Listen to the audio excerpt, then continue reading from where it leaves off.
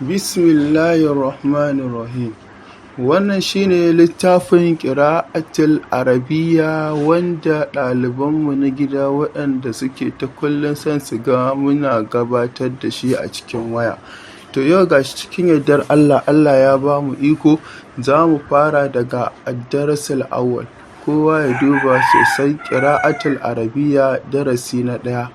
Na ɗaya ya zo da ƙalamun alƙalami, kitabun littafi, kursiyun kujera, waraƙun takarda.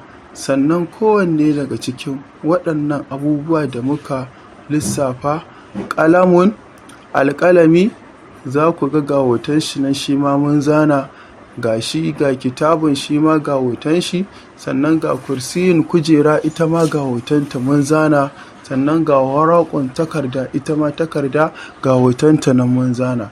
Idan muka duba ƙalamun, kitabun, kursiyun, waraƙun kowanne gashi mun kawo shi daki-daki a cikin waɗannan hoto da muka zana. Idan muka tafi gaba kuma jarasun tana nufin ƙararrawa, lawun tana nufin allo, daftarun littafin rubutu, babun ƙofa.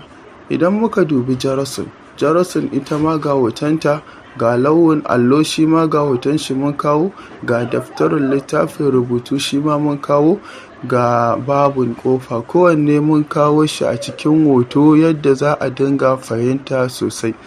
Zan sake maimaita su a hankali domin a dinga fahimta. Allah Ubangiji ya sa mu iya sosai.